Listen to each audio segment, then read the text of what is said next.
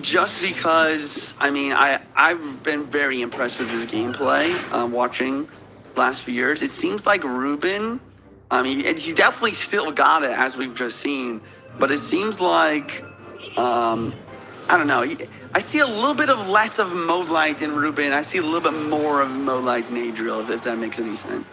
Yeah, I feel like Adriel still has the hunger a little bit more, and it makes Right. sense, again, when you talk about already being a world champion. And, of course, back in 2023, they both ended up in that fifth, sixth, $50,000 spot, so it makes sense why it's very, very tough to pick maybe who the underdog and who the favorite player is. I think I'm going to have to agree with you, but you know what? Just to play devil's advocate, I'll say Ruben because he's a former world champion. Here we go. Piggy's out in game number 3 for Ruben. Top of your screen, looks like an interesting version of Bait, Golden Knight, Dark Gob, Inferno Tower.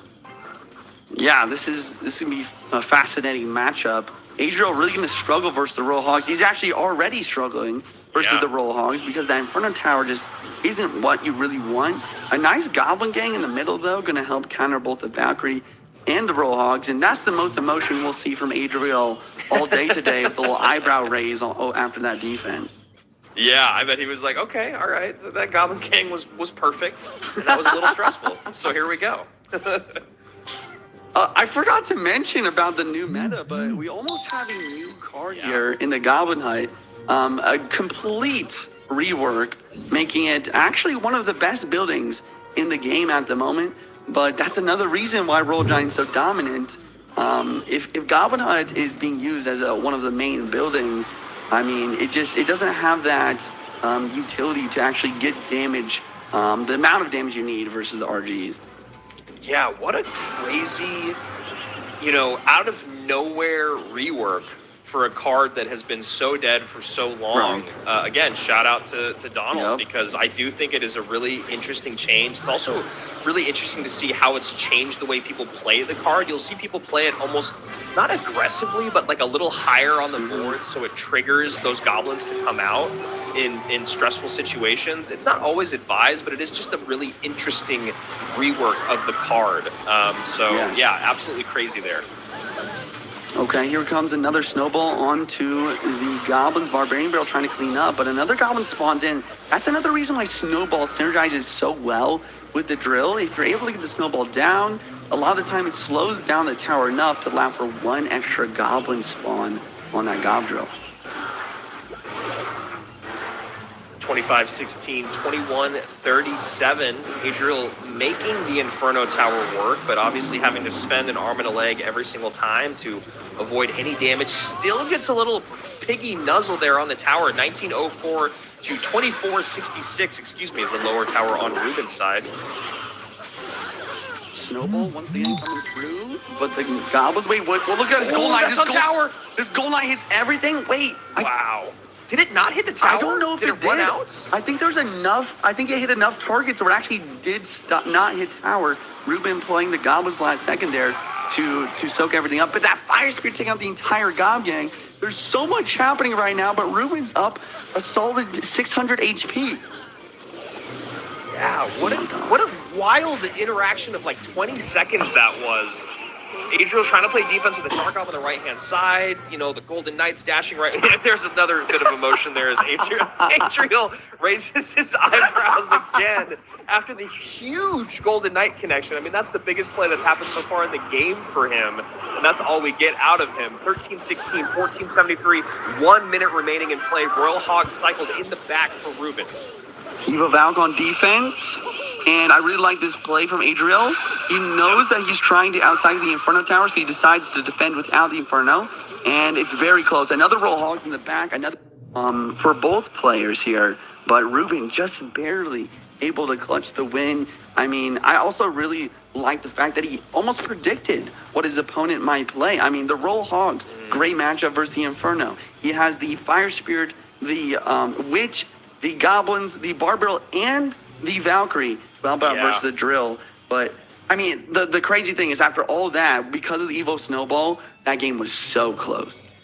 Yeah, and then, the other side of that is all these units, the Hut, the Witch, the Goblins, all that, they leave a little bit of, even the Royal Hogs, there's a little bit of a trail for that Golden Knight to connect, as we saw happen for Adriel. Right. So a really, really fun one. And also, you talk about some of the cards that we're seeing, that Goblin Hut, it was legitimate. It worked. It is a building in the game that is viable, and I have not been able to say that about the Goblin Hut in this is my 9th year, which is absolutely incredible, of casting CRL. It's my 9th year, and never has the Goblin Hut felt like it was a viable card. So pretty cool to see it being used here in our warm-up in 2025.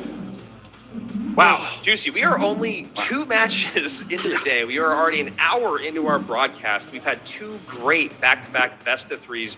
Obviously, Riley falling in our very first matchup. There we go, production team right on time. So now we have our first 6 matches of the day set up. We have match 11 and 12 getting ready, as they're going to be waiting for the losers of the other matches at hand. So here we go, Riley falls to Yoru. Yoru moves on to play Samuel Basoto. Ruben able to take out Adriel, edge him out just by, combined less than 200 HP over those 2 games. Grieco will be going up against Ruben. Mo Light, Pedro next. That is going to be absolutely incredible as the soft waits to play the winner of that matchup. Sosa, Tourist. 2 of our, honestly, 2 of the biggest names in the game right now. They've really kind of shown how good they are over the last couple of years. Excited to see both of them back in the mix. And, of course, going up against Clown, who I'm a big fan of. Yep. And like I said, Riley and Adriel down at the bottom of our screen, waiting to see. They will be playing once again today. So if you're fans of Riley or Adriel, make sure you stick around to the very end of our day, because they are facing elimination, $500 or an opportunity to keep playing for that $15,000 prize. Here we go. Mohamed Light, this is going up against Pedro. This is a good exciting one. Yeah, this is the powerhouse matchup of the first round. Mohamed Light, obviously best player in the world, but we saw Pedro last year not really play as expected. We did see, I believe in 2023, Pedro end up getting to number 2 in the world at the World Finals on his kind of debut live event. And last year we didn't see the same Pedro, but I have been seeing Pedro absolutely grinding, playing a lot of Clash Royale recently. And I think this year we're going to see Pedro back in form. Yeah, not everyone can have that repeat of getting second place, at the CRL World Finals. Pedro did an incredible job, and honestly, that was one of those where we went to the upper bracket, or the Grand Finals reset, where Mugi was able to take it from him. Maybe if Pedro had as much stage experience as Mugi had at that moment, maybe we'd be talking about how Pedro is also a world champion. Yep. But on the other side of it, he is going up against the 2-time undisputed GOAT of Clash Royale, the 2-time world champion, undisputed GOAT of Clash Royale in Mohamed Light. Juicy, you and I were doing just a little bit of work this morning before the show talking about Mo Light at World Finals last year. In case you guys don't remember, Mohamed Light lost 1 game last year at CRL World Finals. That's ridiculous. 1 game, and that was to a former world champion in LCOP in the very first match of the tournament. Other than that, it was Mo Light 2-0 over Lucas, Mo Light 2-0 over Riley, and then Mo Light 2-0 over Riley again in our grand finals. So Mohamed Light still just really locking in why he is the greatest player in the game, and we'll see how much work he's been putting in this downtime. We're still seeing him grind. We're still seeing him get to that number 1, number 2, number 3 spot on the leaderboard. This is Mohamed Light we're talking about. So here we go. This is an exciting best of 3. Game number 1, RG, bottom of your screen, no surprise there. Evo Hunter, I believe, first appearance of the day. Top of your screen, Juicy, talk to me a little bit about those 4 cards when they're all paired together. Yeah, we might see a little bit of Splash Yard from Pedro here. The Splash Yard, the Splash Yard meta is in a really weird spot. After the Tornado nerf, I've even seen a lot of Splash Yard variations that don't even use Tornado. We might be seeing an Ice Wiz plus Evo Witch, no Tornado matchup here. And the question here is, how does this deck pair versus RG? I would say in general, it can be difficult to defend the RG, as you're seeing right here, just because, once again, You know, the Tombstone isn't getting the job done. The God Huts don't get the job done. You need a cannon, you need a Berry Tower, you need an Inferno Tower, something like that. But on the other hand, Muhammad Light doesn't have a big spell. A lot of the time, Splasher can struggle because a Fireball can take out your Ice Wiz or a Lightning can take out your Witch. No big spell here maybe gives Pedro a solid chance once we're in double Elixir. Yeah, interesting. Maybe trying to hold that Lightning or other big spell for later on in this best of three. Decides to go with the small spell of the Rage plus the small spell of the Log there. And there you go, Rage dropping in on that Ice Wiz, Log coming out on that Tombstone. Fisherman gonna pull the Witch here. Mo, but he's just playing patient here. He's up damage, and he's just gonna try and hold on to that. But here's the difficult part for Mo. The Evo Witch is in cycle, no Lightning in this deck to deal with it. He's gonna have to make some Mo Light plays in order to defend his Evo Witch. Yeah, and as you were saying, just him playing slow and steady, getting 2 Rages out on that Ice Wiz for a little bit of tower chip damage. 1981 to 2874 here, as we're seeing a bit of a pile up at the bridge, which is to be expected. And we see another Witch dropping down instead of the Graveyard. He wants to keep spawning in lots of skeletons here, but the Fisherman does clutch. It pulls the Evo Witch to the middle map, and he's able to take it out. That's insane. Pedro just lost all his momentum in this match. What a snipe there from the Fish Boy. Minute 45 remains here in overtime, and 1981 is the lead for Mo Light as he cycles an RG in the opposite lane of the damage that is done, maybe trying to focus the attention of Pedro to the other side because that is the weaker tower of Mo on the left-hand side. And as you said, Juice, he's got a massive lead, and there's not a way for Pedro to catch up other than having a great Graveyard come through. So Mo just making him play out of sorts and in his pace, making Pedro play at Mo's pace. Here comes the Graveyard Barber on the left-hand side. Guards, last card, going to do a great job of defending here. And the Monk on the right, just cleaning up the Baby Dragon, cleaning up almost everything. We do see Pedro get some nice damage through, but there's only 60 seconds left in this game, Andrew. Skellies from the Graveyard keep that Witch alive. That Evil Witch has been alive for, I don't know, 30 seconds on the right-hand side of the board. Doesn't seem to be much of a threat, though, at the moment for Mo Light, keeping her at bay. And there you go, Fishboy going to take care of her as the battle resumes on the left-hand side of the board. Monk kind of holding everything at the line. Mo goes RG at the bridge, right-hand side. Log going to come through. Baby Drag Graveyard is a big threat, but he decides to spend Elixir on defense, and that's why Mo plays this RG. He knows that he's going to force him to defend, and he's playing another one, forcing him to defend even further, trying to make it so Pedro can't go for that Graveyard.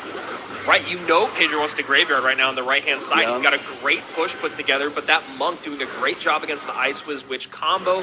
RGs coming out. Sometimes the best defense is offense, and that's what we're seeing here from Muhammad Light. Get those RGs out so that my opponent cannot stack Elixir up. And there you go. Good defense, although a lot of damage in. Mo and the Witch on the tower? Head. But it's not enough. Muhammad Light making the impossible possible, winning versus the Evo Witch without a big spell in game number 1. This is insane. Yeah, you know, the ability that he has to just play confidently and calm, doing things like cycling Rages to get that little bit of chip damage early on just because he's got such a good track of the Elixir, the great plays of the aggressive RGs late game, the switching lanes when he didn't even need to. You know, the very first lane switch I thought was really, really brilliant because there wasn't really any reason for it other than I have a damage lead. My left-hand tower is the weaker of the 2 towers. As this game goes on, I don't want to give him poison value. I don't want to keep having this battle at the bridge on the left-hand side, and that's the only thing I'm going to do because he's going to overwhelm me eventually. So great job. Switches lanes. That Monk on the right-hand lane kept doing, because what he would do is Mo would switch lanes, go to the right-hand side. That would pull the Elixir out of Pedro, but then Muhammad could kind of like equal out that Elixir spent just with that Monk. It would always take out the Ice Wiz and would always take out the support units, and then the Witch just by herself isn't going to do enough. What else was so great about that match, Juice? I mean, I think you called it. The Monk was definitely the MVP. It was deflecting everything. I think maybe actually more than that, the Fisherman. I think that without the big spell, Muhammad Light realized that there was only one way he's going to take the Evo Witch off the board, as she's just constantly healing herself with those skeletons, is he needs the Fisherman to lock onto that Witch and pull it in. allowing his towers and everything to lock directly onto her instead of the skeletons. And he did a great job of clearing away those skeletons with the log, the rage, to allow those fishermen to really lock on that witch and make the defense possible. You know, I've seen this a lot on your streams, in Clash Royale in general. You know, when you see the players at the highest level and they know that they're going up against a big, beefy, beat-down deck, that the idea of that deck is to get a big push on one side of the board, you always see them go hyper-aggressive opposite lane to make sure that can't happen. Right. I hear you talk about it on your streams because obviously, you know, we get all those people in mid-ladder that are always struggling against Mega Knight. And you know, the best players in the world, Mega Knight comes down, they pressure opposite lane, and then they usually kite that Mega Knight to King Tower with like 3 elixir, right? This is that very basic idea brought out to the highest level of gameplay. If you're going up against this deck that you know is going to start to succeed more in double elixir, you know that that pileup is going to happen, you know they have the poison value, and you know the only reason that they're going to be able to beat you is with that Knight plus Witch plus Baby Dragon, and then the Graveyard. You've got to make them spend elixir elsewhere, and that was perfect from our 2-time world champion. I love what Mo's doing here. He's like, you know what? I'm going to show you how to play this deck, Pedro. And he literally just straight up copies here. He's got the Evo Witch Splash Yard here. We're not going to see a Tornado, which once again is so strange to me. It's wild. Rip Tornado 2025. But yeah, we'll see. And it looks like he's going against Pedro using a Mortar Bait deck. I would say that the Mo probably has a pretty good matchup here. But that's pretty contingent on the spell situation from Pedro. If Pedro does have that lightning for the Evo Witch, it could be difficult to get value from that card. Yeah, those spears going to also get a lot of value against the Graveyard for Pedro there, at least something to think about. And yeah, it's wild, man. It's talking about spears, talking about Tornado. Every single time that NATO comes off and doesn't take my Spear Goblins or other like squishy troops off the board that it used to, I'm always like, is that under level? No, this is it's still, even now, it still throws me off. And there is the lightning from Pedro, going to clean off the Evo Witch immediately. But the other, like probably the biggest thing to think about in this matchup, though, is the fact that Pedro is using the Cannoneer version. This is maybe the only time, or one of the only times, we'll actually see a different tower troop other than Princess used. And it just makes it so Muhammad Light can do this. He's going to go for the Graveyard. He doesn't need a tank. He's the Cannoneer, only shoots once every, like, you know, 1.5 to 2 seconds, allowing those skeletons to provide a lot of pressure and value. As someone that plays Mortar a lot, everyone knows that. But, you know, now with Cannoneer, Mortar Cannoneer is kind of a must. Graveyard is always very frustrating to play against because there is that thing that you just talked about, Juicy, where you can use that Graveyard just so much more liberally. You don't need a tank. You don't need to find an opening. You don't need to have a huge elixir advantage. You can just make them overspend. So we'll see if the greatest in the world can abuse that here against Pedro, who's doing a pretty good job so far. 2270 top right-hand side against 2497. Here we go. Ice Wiz getting tanked for. NATO's back. He does have the NATO. NATO is going to get that Golden Knight just close enough to tower for the Ice Wiz to splash. 2073 with a decent counter push as Pedro goes counter push right-hand side, Mortar left. I mean, Pedro, we know he is probably the best Mortar player in the game. Whoa, Jeeps, whoa. I'm right here. Okay. Second best Mortar player in the game. Andrew's going to take the cake on that. My bad, Pedro. I mean, I just say the facts are the facts. But he's applying a lot of pressure here. He's making it work. And he's trying to do everything in his power to force Mo to defend, similar to what we saw last matchup, to make it so that the Graveyard isn't going to come down as often on those Cannoneers. But here comes the Graveyard nonetheless. Yeah, it's tough. You know, that Mortar in the opposite lane is just so much easier to keep controlled than an RG push to the opposite lane. And Pedro definitely feeling that right now as he goes Mortar again. Tombstone, great distraction there. Gets the Tombstone out early, so it's on those skeletons. Skeleton's going to distract. 1295 to 2154 as an Evo Witch has to come out from Mo Light to take care of that Mortar. And notice the placements that Muhammad Light uses in this match. He's always playing the Witch up high to make it so that the lightning value isn't there. And because of that, Pedro wants to find other ways to defend against the Evil Witch other than lightning it. but that just makes it so it provides even more value. And the Graver on the right-hand side just absolutely slaying out here. Wow, and we see Muhammad Ali emoting on everyone. This is insane. Look at him. Look at this. This is the Mo that we want. This is it. He's entered his villain era. He's got the Vienna, he's got the Princess Shush in game and in real life. The world champ, the two-time world champ, greatest of all time, picks up right where he left off. Going a quick 2-0 over Pedro. Yeah, and that's the thing about Mo. I mean, we talk about it so often, but in this off season, once again, this warm up, we're here to see who is practicing the off season, who is ready for Clash Royale League this season. And without a second thought, I already know that Muhammad Ali has been grinding. I think most players would get complacent after being the two-time world champion, but Mo, he's been practicing, he's been working hard in the off season. And he's ready to show it. Here it is. I mean, we know Mo. We know his family. We know his training style. We know him very, very well. Every year, just because it's kind of an interesting conversation to be like, does Mo still have it?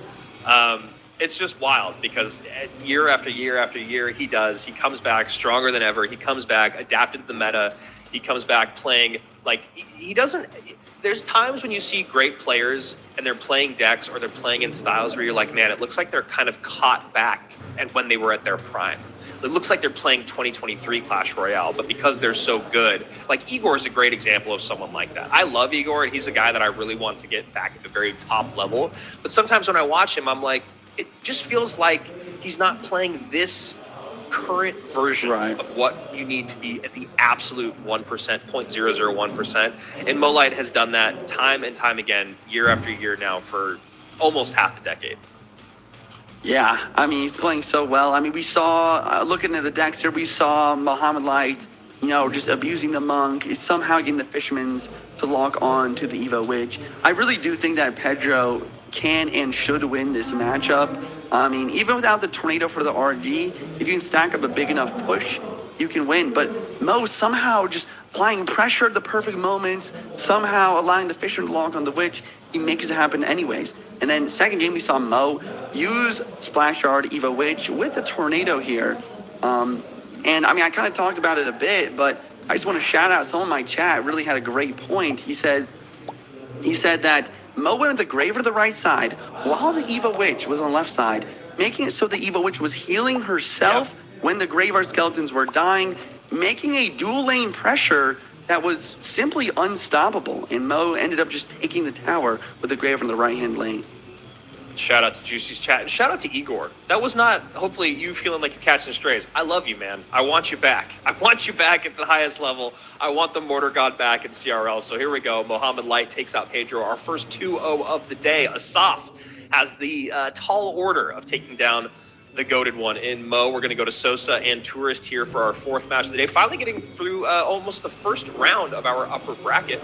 And then, of course, as you look at the bottom of our screen, Riley, Adriel, and Pedro, which is a crazy 1, 2, and 3 to be in our lower bracket, Juicy. I mean, we've got number 2 in the world, and then Adriel, who's been playing CRL since 2005. So it's really, really exciting to see that those three guys are at the bottom of our bracket. But that just goes to speak about, I mean, the thing that we haven't even talked about yet today is the 4 guys that have buys, right? And how well Asaf, Basoto, Grieco, and who was the last one? And Clown have played in those qualifying groups. So I'm so excited once we get into the second round of our upper bracket. So that is where we are now. Sosa and Tourist. This is a really interesting one, right? Yeah, it is. Again, I keep saying this because, top of the show, you and I, we love to geek out about Clash Royale, and it's been a while since we've been able to geek out about it in this way. 2 guys that have really kind of proven over the last few years that they've got the mettle to be at the highest level of CRL. Yeah, I mean, they're both great players. Tourist, obviously, one of the best Bridge fan players in the world. Evo Pekka did get a buff recently, but still, I think that Boss Bandit kind of taking the cake as a better high elixir tank for Bridge fam decks. So, I mean, this is always entering the conversation when we talk about players that are really, really good at one deck. Do we see Tourist using a Bridge Fam deck in game number 1 or game number 2? Or is it about the mind games of making Sosa always have to be ready for the Bridge Fam, but then never using it? Sosa, of course, was part of that CRL where we said goodbye to all the German players on day 1 back in 2023. A shocking one where we lost Not Afraid, who was one of the Chinese players, and then we lost Morten, Sosa, and Faust, all on day 1 back in 2023. So very excited to see Sosa back in the mix, and as you said, Tourist kind of coming into the fray, even though he has been a name in the community for quite some time. Yeah, Sosa coming out with the most popular deck in Clash Royale currently, the Evo Witch Royal Giant, sorry. But it's interesting, he has the Monk version instead of Skelly King. We see Tourist with RG as well. This is a lot of pressure. Does this Fisherman lock? No, it locks onto the other Fisherman. But he should be able to Fish Boy. Yeah, it's not a bad defense, but this is kind of a tough start for Sosa here. Yeah, big defense Sosa there. Looks like is what his name stands for, bottom of the screen. Not able to defend that push too well. 2006 to 3052 as the Goblin Hut comes back out. I'm still thrown off by the sound of the Goblin Hut. You know, like, yeah. You know most all the sounds in the game, and this is one that I'm still getting used to. So, and the rework of the graphic. I'm just a fan. I'm just a fan that they made it happen somehow. So it really is just a new card. Okay, so yeah, truly. Here we see a Monk ability, but wow, so it's actually smart here. He's actually waiting to play his Monk ability. Will it stay alive long enough? Yes, it does. It does take out all the Spear Gobs. But this Fisherman, I mean, another reason why Royal Giant is so strong is just because Fisherman is a great counter versus the Evo Witch. One of the only ways you can actually stop her from continually healing, and Fisherman does synergize best with Royal Giant. Perfect log there from Tourist. The Fireball comes in as well. That is great predictive plays. Evo RG on the tower, gonna get at least one more shot, and there it is, 778, 2653. Sosa sitting there trying to, it's kind of one of those like smiling through pain, probably trying to just act like it wasn't that big of a deal as he tries to get back on offense right now. Monk doing a decent job kind of clearing that Goblin Hut off the board, but the cross-court Fisherman from Tourist, and right now it just feels like Sosa's getting a bit outplayed. Yeah, and here comes another Royal Giant with the Fisherman. Barbarian Barrel going to try to take that out, but it will survive. So he has to play another Fisherman to Bullock, the opposing Fisherman, allowing the Monk to stay alive and knock back the RG. It almost gets a shot despite that, but as we're heading into overtime, Sosa has so much damage needed for this comeback. It's seemingly impossible. Yeah, and I mean, that Evo Hunter is not going to help either. Evo Hunter doing some great work on that Evo RG. Now the Monk in to push it back. Evo Hunter still on the board, and that is, I think, going to pretty much sew up game number 1. I mean, obviously anything can happen. This is Clash Royale, but right now Sosa is just having a very difficult time breaking through at all. Wait a second. Another RG comes down. This could be a moment. Wait a second. Evo Witch ends up surviving here? Fireball number 2 does come down, though, and Evo Witch was not able to heal up enough, and Tour's very happy with the second Fireball clearing off the board. That was the only chance Sosa really has. Maybe he can run it back. Maybe he can get one more Evo Witch push to maybe make something happen here in Triple Elixir. Yeah, that was actually the moment where you're like, oh wow, is the caster curse going to come in right now? And all of a sudden, Sosa's going to break through. Nice Fireball there, as you said, Tourist with a big smile on his face, probably letting us and his team know that, wow, okay, felt the pressure there for a bit.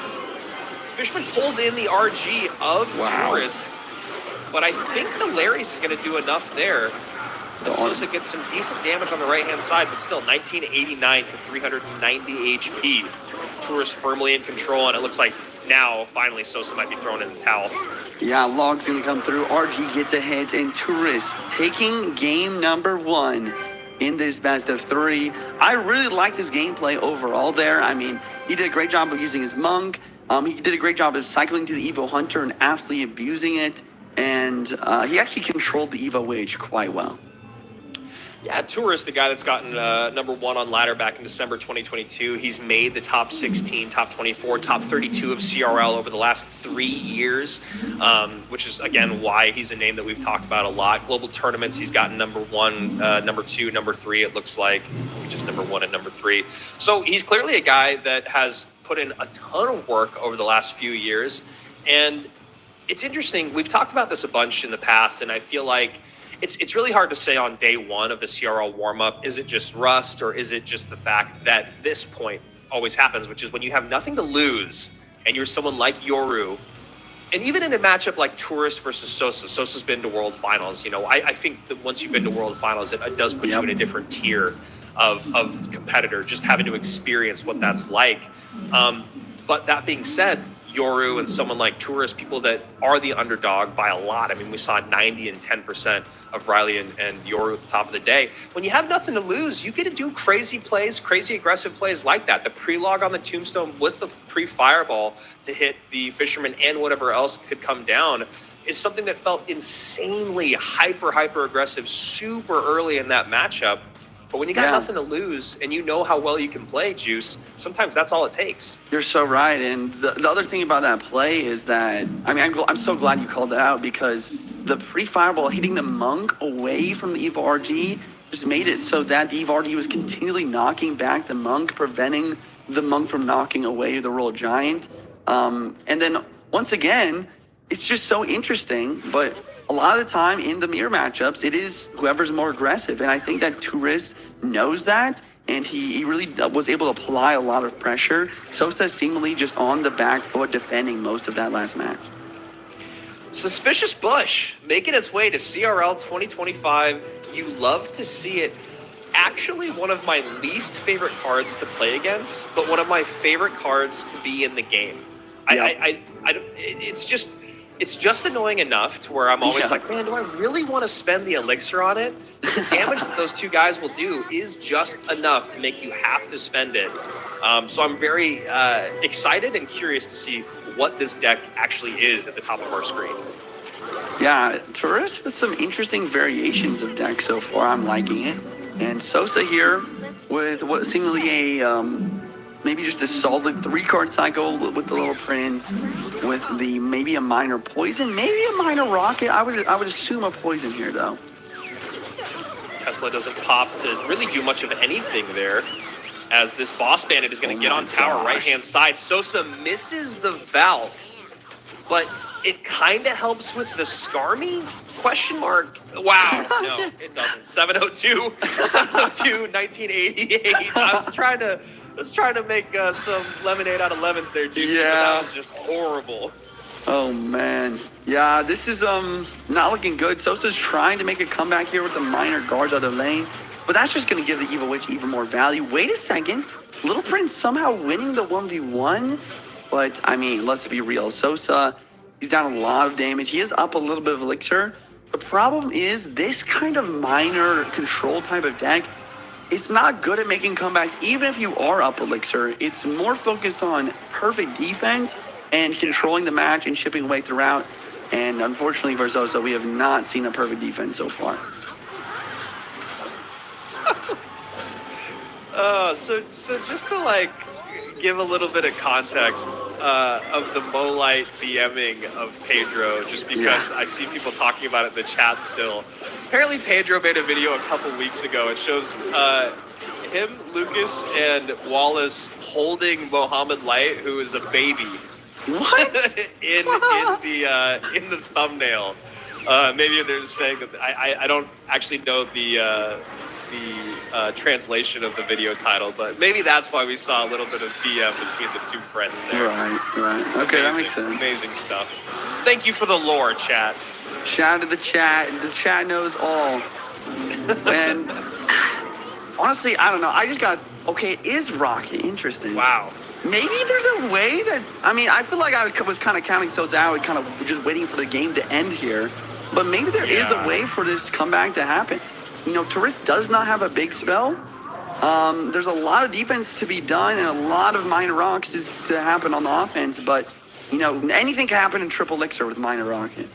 I mean, yeah, this could this could happen. He's got no big spell to break through. The Little Prince can put in some work. Those Teslas being pre-cycled early. Now the Suspicious Bush. We saw Tourist try to work it in behind the Witch on the right-hand side, but it didn't work. Now this is a big push on the left. Never mind. Giving up. All that just being said for nothing. And I don't know. man, yeah, go ahead. I just want to say, I do not think that we have seen the last of Sosa this year. I think that he's coming out today. He obviously played well enough in the group stage to qualify for this stage.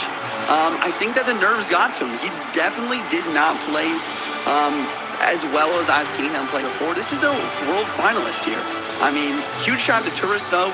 He takes advantage of Sosa's mistakes. He plays very well in both games, and he is going to be the victor here.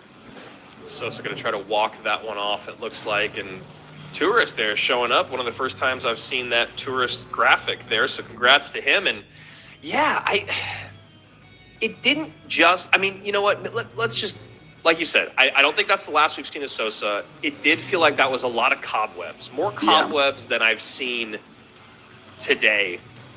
Especially, it's a great point that you make. He did play through that month-long group stage and qualifier event, so it maybe just wasn't his day. Which, Juicy, maybe you can speak to this. Maybe sometimes that just happens when you're. It happens, right? Absolutely. You're a professional player. You're not going to be able to show up every single time. Yeah. One of those days for Sosa. Tourist, though, great plays. Look in the decks here. The Goblin Hut, I do think, provided a little bit more value than Tombstone in the RG mirror matchup. I also think the Evo Hunter is just much stronger in the mirror match as well. Maybe there's a world that Sosa does win this first match using that Evo Witch like we talked about. And then looking at the second game here, I mean, I generally do think that Sosa actually has the matchup here. I mean, he didn't make it look like it just because there was just a lot of nerves, I think. There's a lot of misplays. But, I mean, I think that the Evo Valk is really valuable. I think the Evo Ice Spirit is very strong as well. It's just that Boss Bandit got that early connection, that early damage lead, and Sosa wasn't really able to come back. Or maybe he didn't believe he could make the comeback in that game number one. Yeah, I mean, honestly, if that Valk just pulls the Boss Bandit, I think we have a very, very different game number two, and maybe brings it to that game number three, and then maybe Sosa gets his confidence back, right? So I think you made some really solid points. Sosa is not done. Sosa, Pedro, Adriel, and Riley are going to be our 4 matches to close out the day. They'll be awaiting the losers of the next 4 matches between Basoto Yoru, Grieco Ruben, Asaf, Mo Light, Clown, and Tourist. Really exciting stuff here. Now we're going to get into the second round of stuff, and we're going to be able to see these guys that were really, really dominant in that group stage, starting with Samuel Basoto going up against Yoru. This is really, really exciting, right? Samuel, one of the most explosive, exciting players in Clash Royale, but he's also one of the most hot and cold players in Clash Royale. He's proven over time that he can not practice at all and be literally right there with the best few in the world. And then there's other times when Samuel's just right in the thick of it, and he's just not able to put it together. Juicy, I don't know. Have you talked to Sam at all? Have you been watching any of his gameplay? Or is he kind of a question mark at this moment coming into 2025, other than the fact that he got a first-round bye at our warm-up?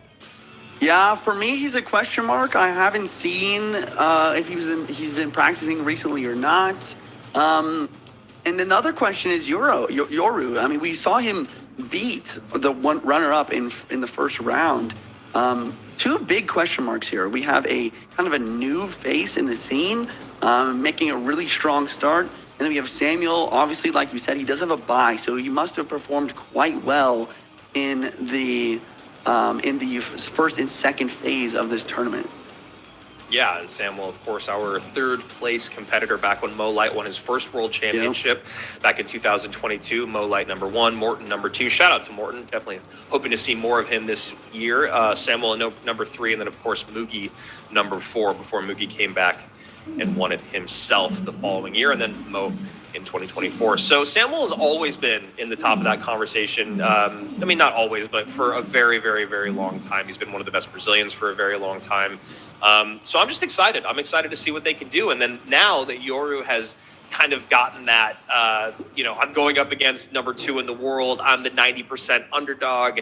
Now I'm kind of in the thick of what CRL really is, which is I won one match, but can I do what the best do? And can I carry this through to the finals? And we're going to see right now if he can stack up against one of the best in Samuel Basoto, who looks like he's coming out with some RG to start this fray into his CRL 2025 journey. We see a log miner in bats, and there is the mortar from Yoru. I actually like this matchup for Yoru once again. We have seen Mortar lose versus RG so far today, but I think that Samuel is not going to have that Skelly King Tombstone spam version of RG, and I think that's going to allow the Cannoneer to get some good value on defense, and he's going to have the miner as well as a overwhelming swarm for offense going for Yoru here as well. Yeah, since we see the miner out early from Yoru, I'm curious what exactly the version is that he's running. And yeah, maybe as you said before, since Mortar does stack up well against RG at times, a lot of times, honestly, we'll see if Yoru can do that against Samuel, who is also one of the best RG players out there. Monk in the back. We see a Goldeneye coming out for Yoru here. Goldeneye does struggle quite a bit versus the Monk. The Monk just has more HP, and he does a little bit more damage. Goldeneye's definitely not going to get much value in this matchup. Yeah, this version has been a little bit more popular. There was that version that we were talking about with the guards, Ice Wiz, Boss Bandit, that was super popular for a few days, and then now it seems like this newer version with, this version, it's like changed a little bit. There's a few of them out there, some with Spears and Gob Gang and Lightning. So we'll see exactly which version Yoru is running as we are still experiencing just a little bit of lag. And yeah, this is what we're talking about with that Goblin Hunt. It's fascinating when it's played closer to units or in different spots. You can see it just pops out those goblins at a rapid rate. Lightning comes in to clean up that mortar. 1749, 2008. Yoru does have the lead by a bit. Yep. Yeah, I think that Samuel, his goal here is to try to mitigate damage. He wants to play same lane. He wants to get Lightnings out on offense, but Yoru actually has the Lightning as well. That's a big game changer here. That's going to make it so all the things I just said is not possible because the Lightning is going to be constantly coming out onto the Hunters, getting a lot of chip damage. And Yoru, he's just setting up for the Mortar on defense, and he's going to try and get the minor Lightnings down on offense to try and close this game. Here we go. Monk ability comes in to help out against the Ice Wiz, the Mortar, the Goblins. Second Mortar comes down. Evo RG trying to get some damage in. 1550 to 1142 as a Mortar shot goes in on that hut. And the miner in to tank for those Evo bats. And there's the other Lightning coming in. Samuel feeling like he's out of options right now. Yeah, he's really just 2 Lightnings away from winning this game. Samuel, knowing that there's not much time left, going for the Monk, not all the way in the back, but slightly forward because he needs to make the push right now. Here comes the Evo Hunter, going to drop down, and we will see a Monk ability as well, deflecting the Cannoneer, deflecting the Ice Wiz, but I won't be able to deflect the Mortar shot. And the Lightning does come on offense, but it is not able to hit the Ice Wiz. RD does get a shot, but now it's Yoru's time to attack. Yeah, Yoru going to have to pour it on here, but he doesn't have a ton of elixir to do so.